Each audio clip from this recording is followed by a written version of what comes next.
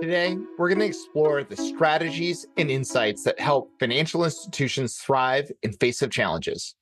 Organizational resilience amid regulatory pressure is a critical muscle as we move from a world of risk mitigation to risk management. In the first half, Cross River Bank founder and CEO Gilles Gade joins Mandi Simpson and Clayton Mitchell of Crowe to talk about how banks can not only comply, but also adapt, innovate, and grow stronger through the pressures. Gilles talks about Cross River's consent orders as stepping stones, not stumbling blocks, as they look to better serve customers. In the second half, Phil Goldfeder, CEO of the American Fintech Council, joins Mandi, Clayton, and I to talk about the broader ecosystem and how it's maturing in a post-Synapse world. Next on Breaking Banks, organizational resilience. A lot has been happening in the world of banking, fintech, and especially regulatory action. I think, we had such a lull for an extended period of time where you could say interest rates are low, the activity, especially the proactive activity outside of the CFPB, relatively limited. And that seems to have changed dramatically across several courses of his action. And one of the things that I find particularly interesting is if we roll back to 2008, which is probably where I'd say you started to see interest rates, or definitely that's when it went to zero, but also some of this regulatory pullback. Gilles, from the outset, you were building something different than your typical risk-averse bank. What did you see then when everyone else was zigging? You definitely did the zag. What is that? So, it's like everything. You love to play Monday morning quarterback and claim that you had this grand vision where everybody is going to call you a genius post facto. Nothing could be further from the truth. Everything happens, by happenstance, and it happens for a reason, obviously. But when I started the bank back in 2007, I was actually looking for a core engine. And I went to a couple of conferences and I was appalled by the lack of technology. I mean, it was like dot screens, it was extremely manual, nothing was automated, and particularly everything was batched. And for me, if you want to service a customer, you want to be able to tell the customer that what you're looking at in your bank account is actually what is reflected on our ledger. And this is something that we really took on that head on by saying, we've got to challenge the status quo. There's got to be a better system, a better way of doing technology for bankers in order for those banks to be able, in turn, to provide a better service for their customers, whether they be small businesses or individuals or consumers. And that's kind of how we stumble upon the idea of starting, at home. Our charity starts at home. We felt bad for ourselves.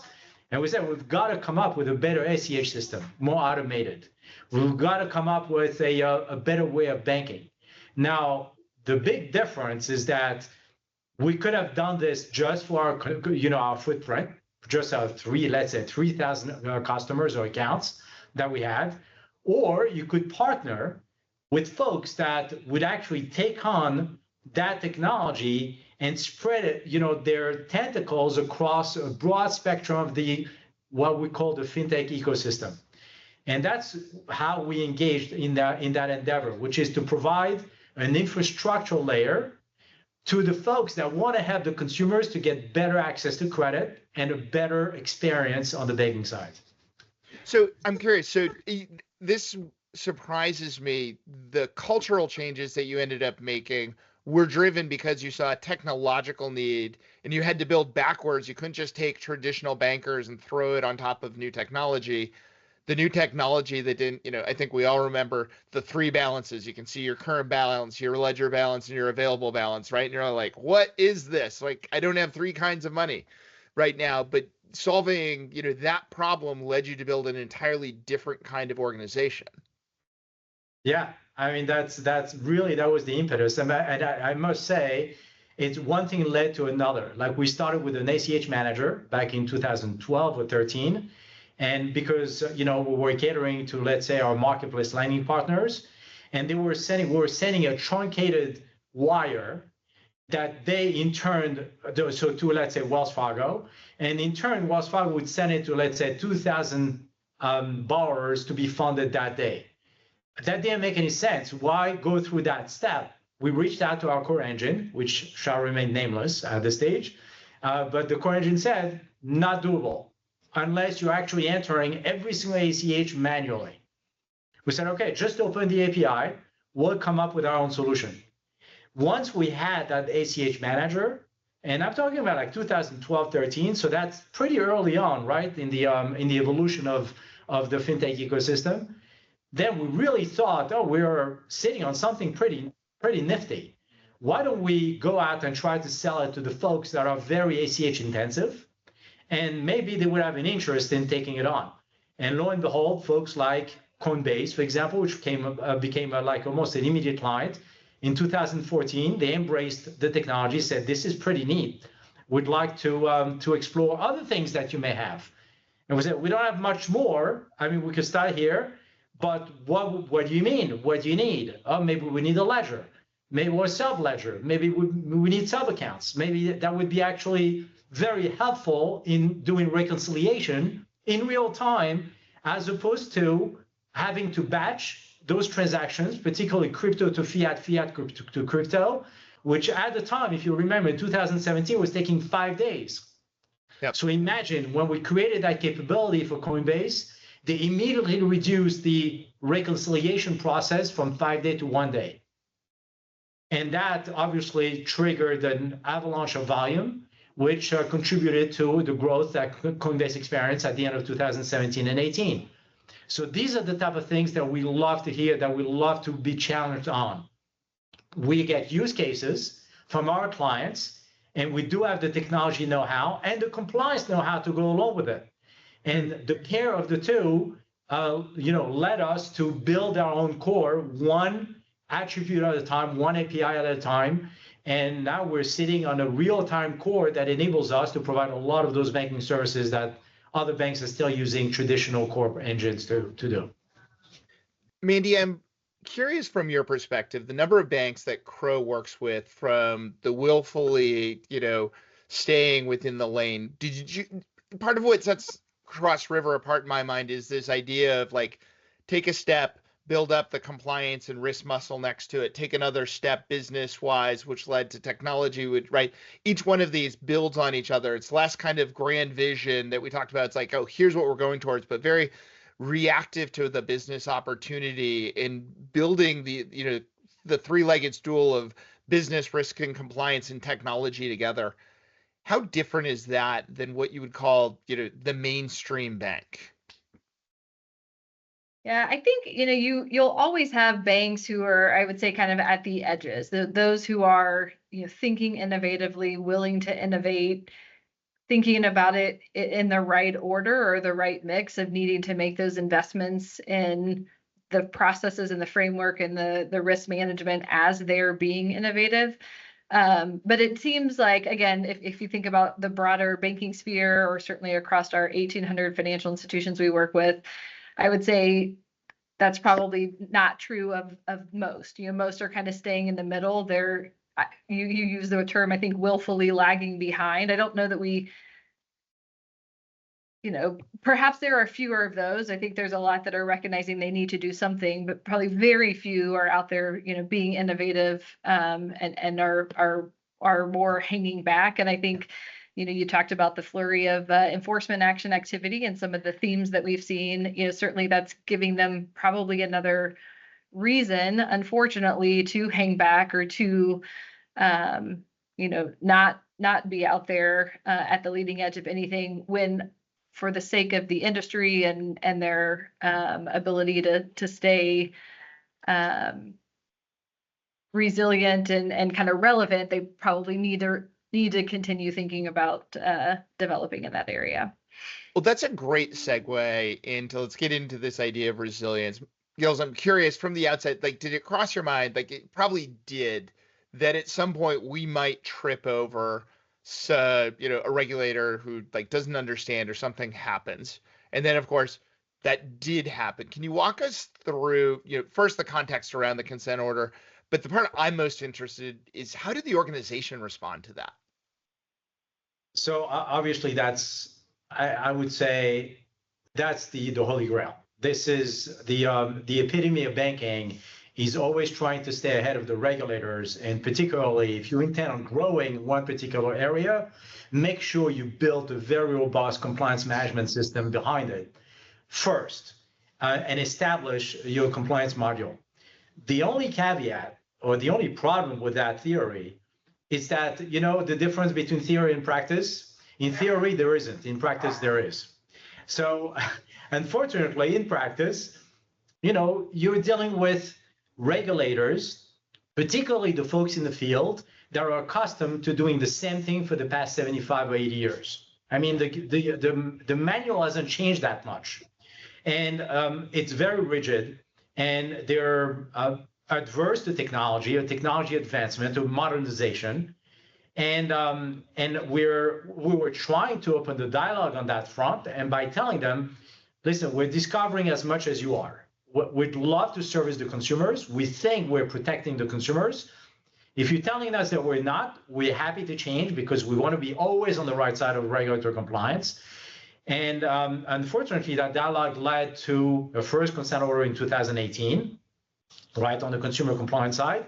And then a second consent order, which is a year and a half ago, on the fair lending side.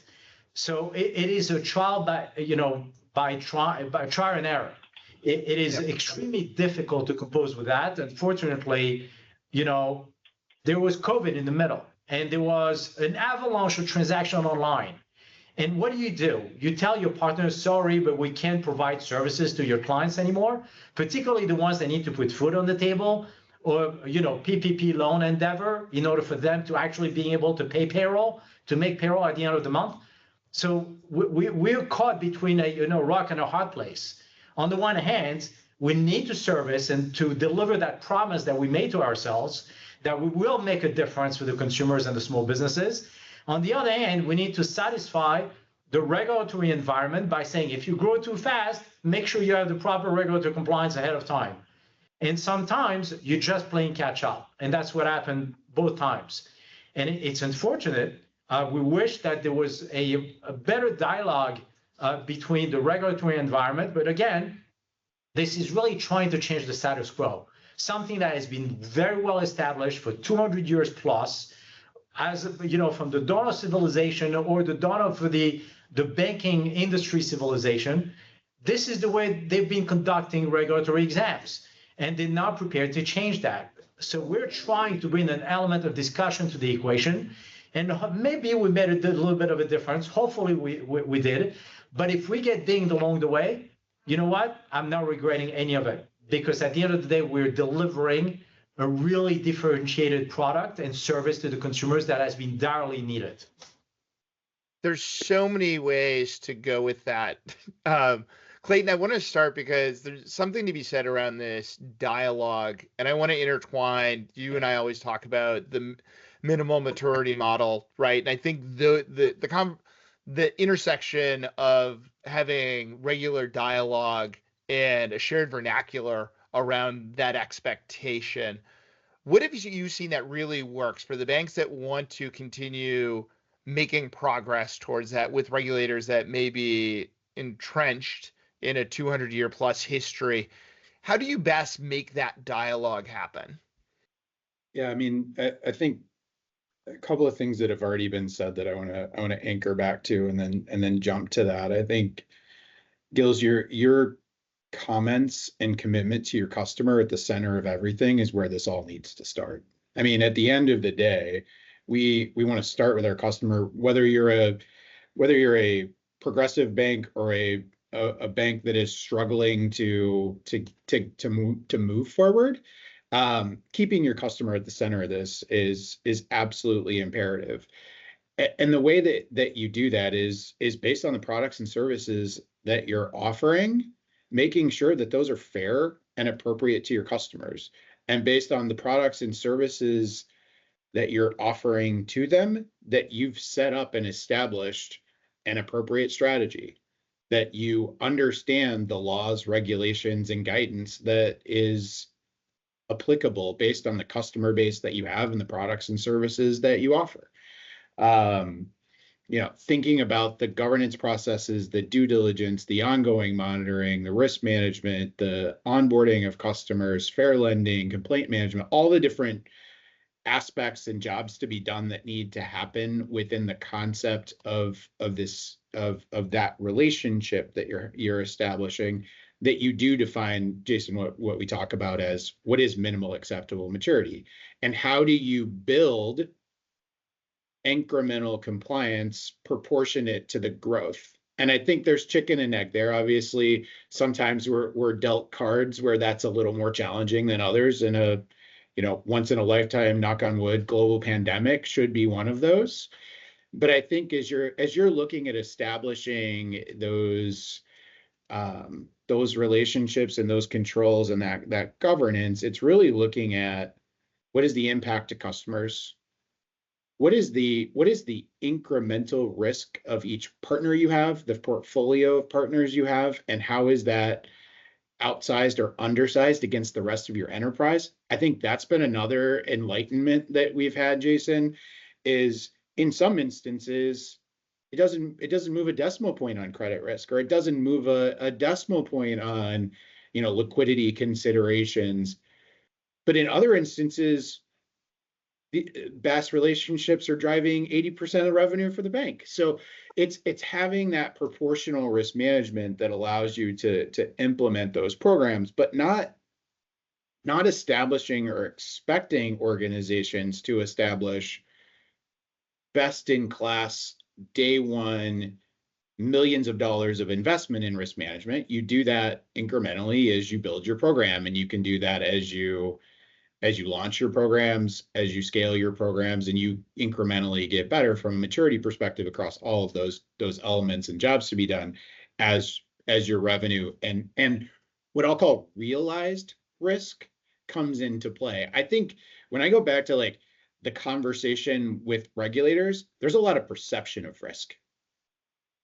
The key is, how do we measure and report our realized risk to be able to demonstrate that risk management and mitigation factor over time, to be able to show that our minimal acceptable maturity is right there, and we're going on offense, and we're doing what we say we want to do when we say we want to do it and how we say it, and then being able to demonstrate that in the best of your ability. I love what you said. This is exactly the point that, if I may add, I would say identify whether the bank has the commitment, not the willingness, but the commitment and the ability to execute on that vision. So in other words, we got to be committed to regulatory compliance. We got to be committed to consumer protection. There's no question in my mind that commitment, and along the lines of that commitment, you need to have the ability, equip yourself with the right domain expertise. And once you have that, then, like you said, incrementally developed a robust compliance management system and a risk management program. And I think that if somehow, the environment could embrace that concept, I think the banks would be in a better position to be able to, tackle the regulatory challenges, and number two, to provide a better service to consumers. Because I want to build on that, because one of the capabilities that is so important is the risk tolerance, right? And let's face it, within most banks, we are risk averse because we have this credit mindset where loss is bad. And so we do everything we can to keep as much risk in a box. Culturally, what were there reverberations with the first and then the second consent orders culturally? Did people like throw up their arms and say, we told you it was bad? And how do you manage that, right? Because it's all well and good until, wasn't the Mike Tyson, it's all well and good to have a plan until you get punched in the face, or everyone has a plan until you get punched in the face, right? A consent order kind of feels like that. Was there like this giant shift back to being more risk averse? How do you manage that? So listen, the thing that I'm most worried about is really regulatory PTSD. And we need to manage to the best of our ability and not manage based on something else, on an external factor such as a consent order. So in other words, if we start to deviate from that mission where I said commitment and ability, then we're going to start really veering away from serving our customers first. It's inevitable. Unfortunately, we saw it with many banks, and particularly with Wells Fargo, with the consent order they just got out of after 7 years. We saw that what that triggered vis-a-vis their consumer base. The consumers were not served anymore because there was that PTSD or the handcuffs behind your back. We are in a position whereby we believe that if we've been invested with a responsibility to serve the consumers in a new arena of products and services, whereby they have better accessibility to credit, real financial inclusion, not just a slogan on a website or a deck, but a real financial inclusion endeavor and consumer protection at the same time. That's our objective. That's where we want to go. That's our target. That's our North Star. If that is our North Star, then we cannot have anything come along the way and become an obstacle to our path to accomplishing that. I always say to my staff, the only difference between a stumbling block and a stepping stone is the way you use it. And to us, a consent order is a stepping stone. It's a way to open a dialogue with the regulators, becoming better if we've been weak in one area of compliance. And I'm not saying that we're perfect, but we'll always try to improve. But keep your eyes on the ball.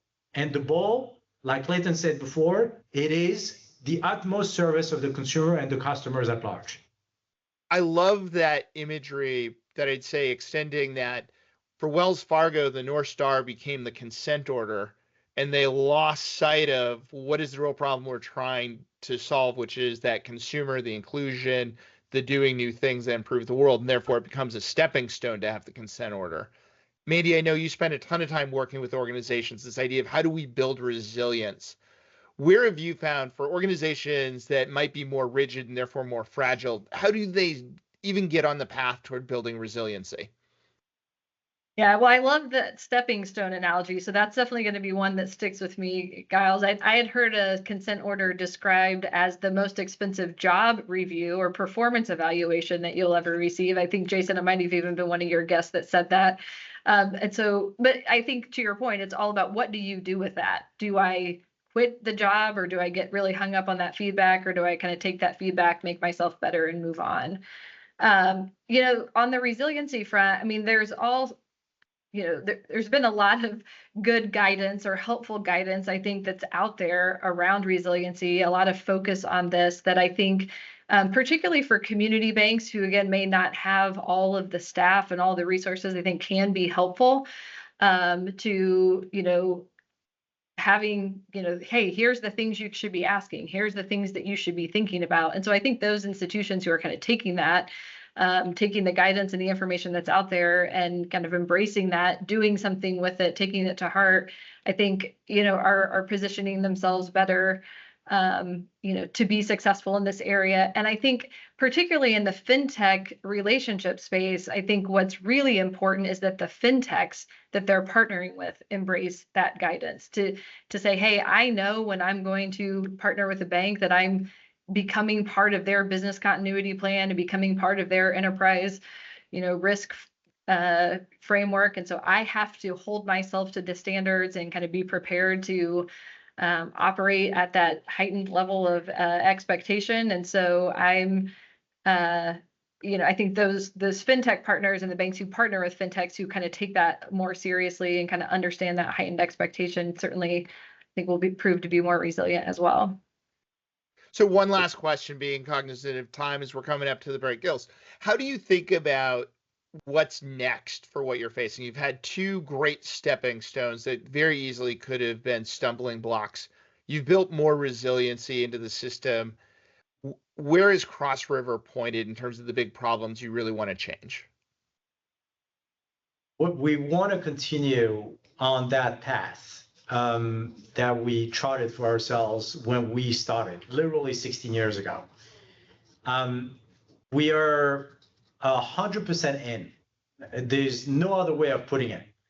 We're in sweat, tears, resources, employees, money, capital, investors behind us, our board, definitely our management team. We're fully dedicated to this cause called financial technology for the purpose of financial inclusion, accessibility to credit, and serving our customer base. So we're just going to keep doubling down. We're in this to win, and we're in this to win not because we want to be the best or the biggest or the wealthiest, but we're in this to win because we know it's the right thing. And this is really what it comes down to. If you have the conviction, Nathan Hale said, "I wish I had 2 lives to give to my country." Hopefully we're not going to come down to that. Yeah. But we definitely, the life that we have that was given to us by the regulators 16 years ago, we intend in using it to the fullest, because we know that what we're doing really changes the world for the better. And we hope that we're actually charting the trajectory for the rest of the fintech banks, or the banks that are friendly to fintechs, or for the fintech bank partnership model. That's what we hope.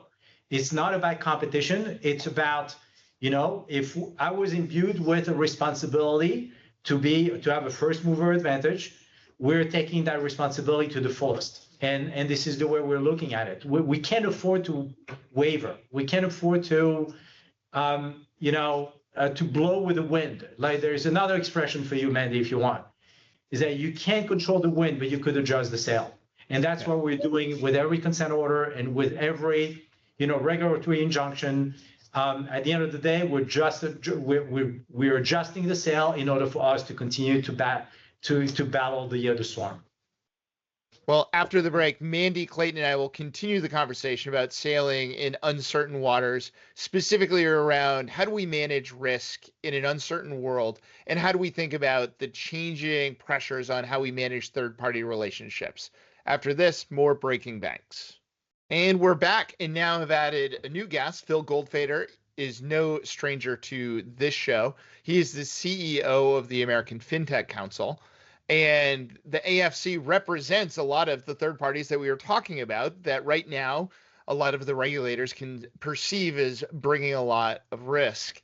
Now, Phil, really curious right now at this state and time, when you look at both, the mindset on the Hill as well as how regulators are beginning to look at this, what is the perception of risk for interaction with the banking ecosystem, with those outside of that regulated environment? That's a great question. Thank you so much for having me back. And as I was listening to the first segment, it was fascinating because I think as Gilles talks, and as you look at some of the banks that are operating, their focus on consumer best practice, regulatory best practice. How do we put our best foot forward to ensure that we're meeting the consumer demand? I think too often that's forgotten in the process, is that they're doing it to serve a consumer at the end. You go into a college campus, or you ask my daughter who's in high school, right, what cash looks like. I mean, she couldn't tell you what president was on what bill because everything is on her phone. She pays for everything by her phone. And so to tell her that we need to go back to traditional banking is just silly. It's not going there. And you're seeing that because traditional community banks are struggling to survive because no one is using them anymore. And so goes to the question of, there are innovators who are looking, responsible innovators who are looking to service those consumers, responsible community banks, responsible fintech companies, and they're moving at a lightning pace that you would expect them to. Policymakers, regulators must, not could or should, must keep pace with the innovators that are serving the customers who are demanding the service.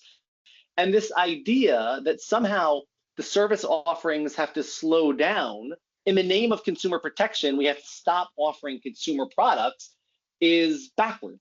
It is absolutely backwards. The American Fintech Council represents more than 20 banks and more than 50 fintech companies that are offering responsible services to consumers. And I think what everybody said is not all fintech is created equal. It literally has become my tagline, right? There are bad players in every industry, right? Yeah. There are bad, and I don't even want to go down the line, and lawyers and teachers and doctors. I mean, there are people, unfortunately, even bad trade associations, right? There are people who unfortunately tend to spoil it for the rest of us. And regulators' job is to figure out where that line is, right? How do we determine what is a responsible actor and who is trying to do it well, and who is someone who is literally just focused on their own bottom line? And that, I think, is the job of the regulator. Unfortunately, what we've seen is sort of more it's a cliche, everybody's heard it, but regulation via enforcement. Instead of working with the Cross Rivers of the world, with the Coastals of the world, with all these banks, instead they're enforcing and coming out with these consent orders. And then it begs the question, have those consent orders helped create a safer process or a safer environment for the consumer? No, as Gilles said, I think you're providing the regulatory rules of the road via that enforcement, but those same rules of the road could have been done through collaboration, sitting around the table, coming to sort of, people like you, Jason. I mean, you represent, and sort of work with dozens of banks who are all trying to do this the right way. And that's the biggest challenge, I think, is the education part, to understand what is the nature of the risk. And it's not just about, the regulators put out third-party risk management guidance, June of last year. And then just a couple of months ago, essentially put out the exact same guidance with a couple of pictures around it, right? Made it a little bit more readable. So it took them a year to sort of take the guidance that came out last year and sort of made it a little bit more reader friendly, right? We need more. We need real engagement. And that's how we're going to make this system better for the banks and for the Bill, consumer. it's so funny you say that, because when it came out, I read it and I immediately went back to the net, because I'm like, I clearly didn't download the right thing because I just read the same thing again. And then I read it again because I'm like, I'm clearly not reading deep enough, because I'm totally missing something in this, that it's kind of the same thing, just written, maybe put it into Chat GPT to clean up for language. So Clayton, I want us to do an inverse of your minimal maturity, to build on something I think Phil said, right, which is there's bad actors everywhere. And let's say there's also even just those morally agnostic. They're doing business for the sake of doing business versus pursuing consumer good. And I would say, the purpose of bureaucracy was to remove the emotion and this judgment thing, except there has to be some judgment. So what's the inverse of that when you think about banks and put them in the framework of how do they fit and how do they express we're doing this, and what is the bigger purpose behind that? Yeah, I mean, there's obviously no shortage of examples of folks who have done this amazingly and have gone through however many waves we want to say we've had since the early 2010s until today that have come through this.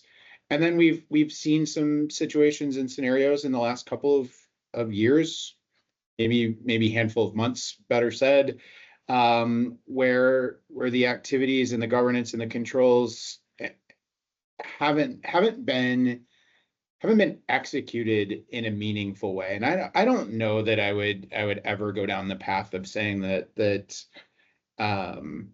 there was intentional malfeasance or that folks really didn't want to do right by their customers. I think what I would say is growth at all costs is pretty dangerous at the end of the day. And, being deliberate about your internal strategy, being deliberate about the partners who you choose to work with is really, really important.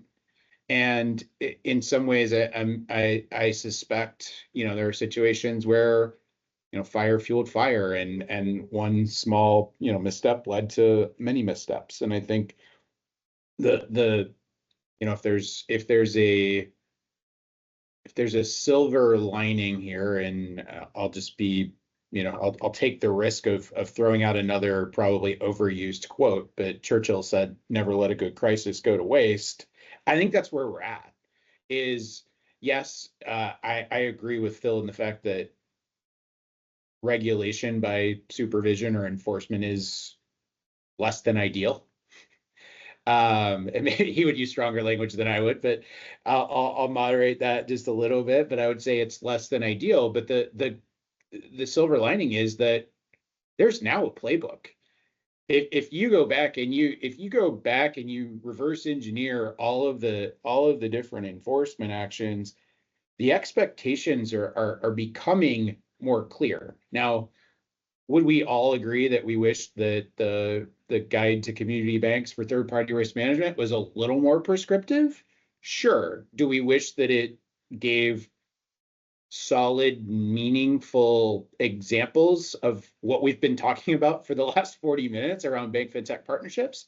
Absolutely. But I think if you open the aperture a little bit, those expectations are becoming slightly more clear.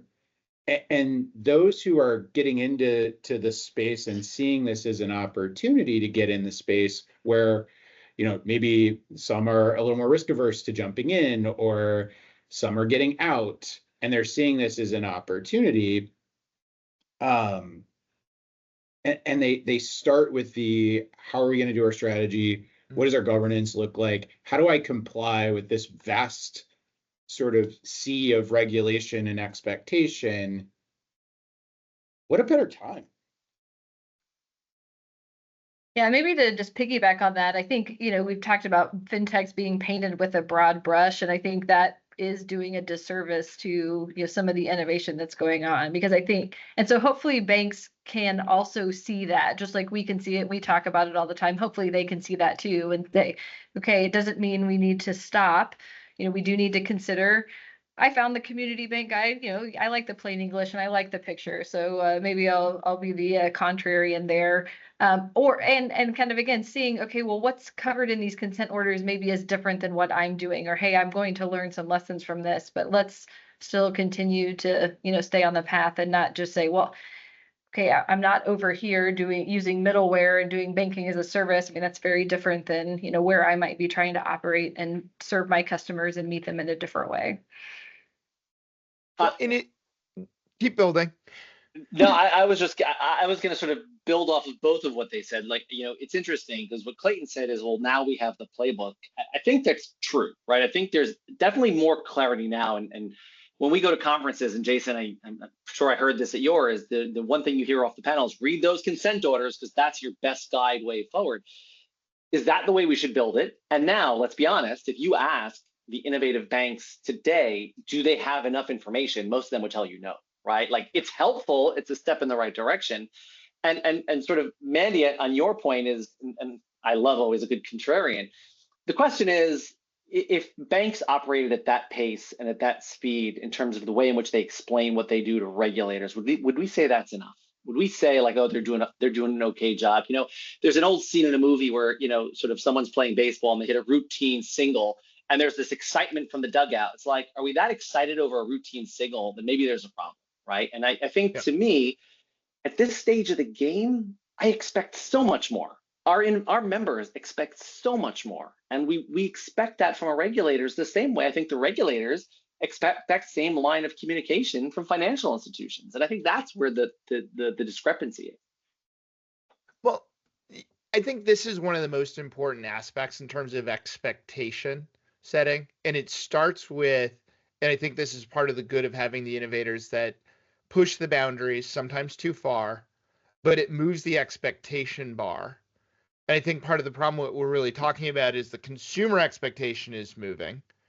There are programs and startups willing to go try and fill that expectation. They need access to the financial service ecosystem and architecture. And there are luckily innovators like Cross River willing to fill that. Where I worry the expectation isn't moving fast enough is what we need from regulators, rather than just a series of consent orders to kind of say, in the rear view mirror, here are the guardrails, and not all of them, right? They're pretty wide set still, but at least we have some clarity of which cardinal direction we're moving. And the question, I think, becomes, in this world, there's so many financial institutions that I think are like shutting down. Like, I love the PTSD analogy, right? Where the shutdown is real within a lot of organizations. And why don't we start with the Crowe team? How do you overcome this PTSD around innovation driven by consent orders, where it's like, I can't do anything new. I can't, partner, even if that partner isn't doing banking as a service, but third party equals bad. How do we get over the PTSD to deliver on the consumer good? Yeah, I mean, I've probably said it more times than I should so far in this discussion, Jason, but it gets back to strategy, right? It truly gets back to, as an organization, from the board down through management and through your product teams and through your risk management teams and your second line of defense. Here is what our strategy is. I always think back to the session, Jason, that Crowe did with Alloy Labs last summer on product X compliance. And this isn't the regulators, but like maybe it's the inverse of this, where the risk and compliance people are sitting in the position of the anti-innovator when your product teams are innovating. So just wanted to sort of bring those parallels to play. Like I believe, groups coming together to a common vision with a common language to a common outcome in a respectful, intentional, customer-centric, risk-aware way is the way that we will move that forward. And leveraging the second line of defense and the risk and compliance teams within your organizations to help you say yes. I think that's what it gets down to, and let them have conversations with regulators around what's good enough. Use what we talked about a little bit earlier around minimal acceptable maturity or minimal defensible maturity to have those proactive conversations and to establish and align to risk appetite and tolerances across the organization. And I'll stop short of saying truly weaponize your risk management function, but if you can weaponize your risk management function in this scenario, you are in a competitive advantage. I mean, weaponize in a very positive sense, right? Yes, positive connotation, of course. I also think it's important to remind them in a lot of the conversations we have that inaction is an action. And so I think too, there's an element that by, okay, I'm not going to do this. That is choosing a path too. And is that the right choice for you? So I think that just kind of reminding them that they are making a decision by choosing to do nothing can spur that, okay, let's not stop. Let's think about how we can do this to align with our strategy in a way that makes sense. And it's not a riskless strategy, right? In fact, it might doing nothing might be the riskiest strategy of all. Yeah. But I love that you just said that, because I think sometimes we forget that exact piece where community banks are closing at the fastest clip in history. I mean, you're talking about, over the course of the last 5 or 6 years, we've lost 400 banks, right? I think at now we're at like 4,700 and change. Community banks are innovating, again, to meet the demand from the consumer and to sort of figure out what their business model should look like moving forward. And so inaction, while may be a good strategy, I'm not sure is a good one. And I want to go back to what Gilles said earlier. And obviously his analogy about working for him for many years, I've heard it many, many times about the stumbling block or the stepping stone. But I think that you're seeing more and more. And if you look at the statements of bank CEOs post consent orders in the last couple of months, you're going to hear more of the tone of Gilles versus what you would have heard maybe 2 years ago. If you take a look at what Wendy at Piermont said or what Chris over at Thread Bank said, they're like, look, we get it. There was mistakes made. We can strengthen our systems. We could do better. Unfortunately, we had to get the guidance this way, but we're going to do it. We're committed to it. And they're kind of doubling down on their efforts to fill those gaps and continue their business. To me, again, they look at it and says, we're ahead of the game, because the banks who haven't even looked at innovation yet, right? However, at whatever level, they're not even close, right? And so I actually, you give credit to those folks who have taken those first steps, and you feel a little bit bad for the folks who are so afraid they haven't done it yet. Think about where they're going to be in 4 years and 5 years and 10 years. 10 years, arguably, you could say that they're going to be gone. Well, since we're in Tour de France season, I have to use one of my favorite analogies. Since so many banks love to say they're more of a fast follower, the reality is, if you're not even on the bike yet, like maybe not even in the peloton, when there's the breakaway, you're not keeping up. And we're in a situation where a lot of banks are still on the side of the road pumping up tires, and everyone else is moving past them. That's exactly right. And I think what we all need to be careful, and so somebody might hear that, right? A CEO may be listening to this and say, oh my God, I've got to get into it, right? I think everybody we say is read the consent orders, obviously, is less, sort of step number one. Step number two is move slow. there used to be this idea that you have to onboard really. How do we shorten onboarding? How do we tighten onboarding? How do we get onboarding quickly? How do we partner quicker? I think we have all realized that the slower the better, right? Starting down that path is critical. But whether it's and whatever you call it, you don't need to go into full-on partnership as step one, right? Getting more comfortable with innovation, I think, is step one. So what I mean by that is bank tech, efficiency tech, reg tech. I mean, there's a number of tech innovations that you can sort of take on as a community bank to get yourself more comfortable without exposing yourself to any risk. Just the opposite, it's actually going to help you. It's going to make you stronger. If you look at certain reg tech companies, are going to make your systems and programs stronger. That is sort of, and I'll use sort of the gateway tech to get to the next level. Yeah, and I think in addition, that starting slow, again, getting started is key. I think the other thing, it kind of ties into Clayton's point about weaponizing your risk management, but I think just not having this we'll deal with it later mentality is important too. Like, banks are good at managing risk generally. They are good at controls and processes. And so I think, they kind of just need to take what they're already good at, hopefully, probably, they've been around, and apply that too. That it is like riding a bike. It might be a different bike. We'll stick with the biking analogy. I don't know how far we can take that, but it is kind of using the same tools you already have in your tool belt, but applying it to something different. And maybe it's not as scary as it, looks when you're still pumping up your tires. But I mean, if you overlay the, move slow to move fast for Phil is one of my favorite phrases, right? But the key is start moving. And Clayton's earlier, the minimal maturity. And Mandi, I'd say you've hit the third leg, which is we have competence in this. If we don't bite off way too much to start, we know that we actually have the competence and the skills to remediate what comes up. The problem is when I would say, what caused the biggest evolved issue is you don't have to be an expert in the field to look at and say, bringing on that many programs with that speed and those programs themselves growing at that speed, there's no way that, a traditional bank that's getting into this business is going to be able to remediate that, right? That is a fast moving forest fire.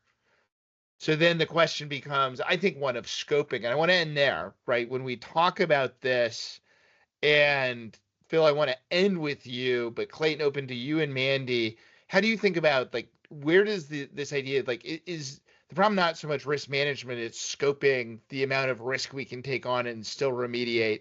And then, Phil, I want to close out with you saying, at a macro view, how does the industry think about acceptable level of risk?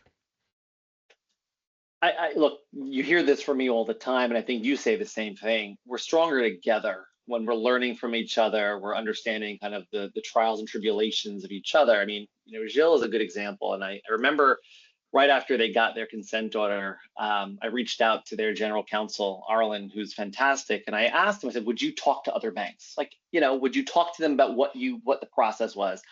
And he was eager to do it, right? Because I think we all recognize that the ecosystem is sort of like a rising tide raises all ships. And I think you find that a lot in this ecosystem. And so, working together is critically important. But more, on top of that, right, in addition to talking to each other, we've got to do a better job as an industry. And we talk about this all the time, right?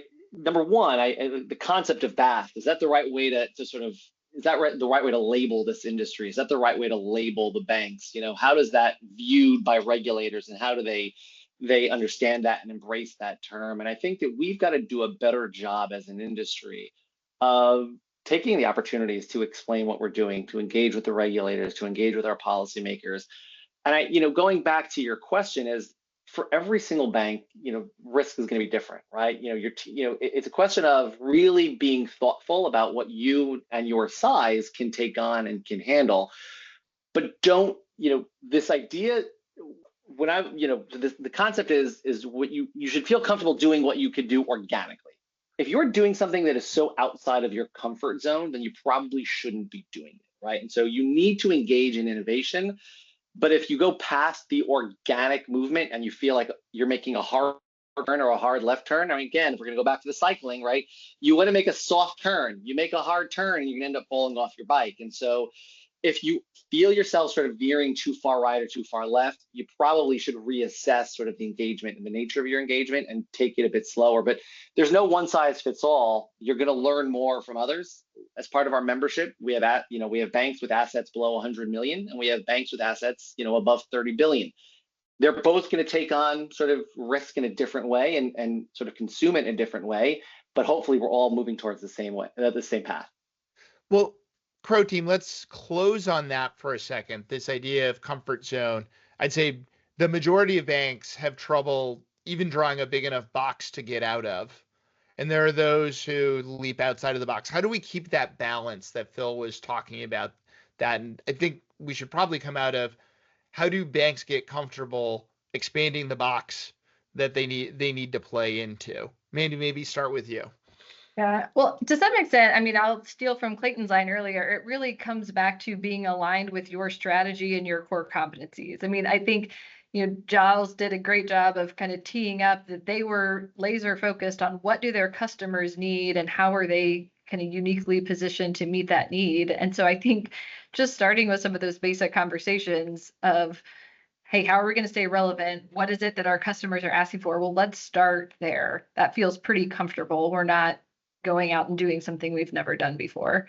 Clayton, I don't know if you have anything you want to add. I think measure it, right? Like let's say what good looks like. Let's create the metrics. Let's make sure that the data feeds the metrics. Let's report those up through our governance structure from management through the board of directors to say, this is what we want to be. This is who we are. This is how we're going to demonstrate that this is who we are. And when we get close to tolerance or we get close to being out of our comfort zone, we take action and we commit to getting back into it. I love it. As we come to a close, the great quotes episode that this is, Steve Blank, where facts lie outside of the building. We're going to quit debating this. We're going to start doing it. We're going to measure it. Let the results guide us. I think that brings us right back to what Gil talked about. It's like we're either going to hit stumbling blocks or stepping stones as we get in that. We're not going to find those by sitting in a conference room talking about it. Thank you all for joining today. Great talks about resiliency and the changing ecosystem. Look forward to revisiting this in a year and looking back and saying how much has changed and what would we say over again. Thank you. So.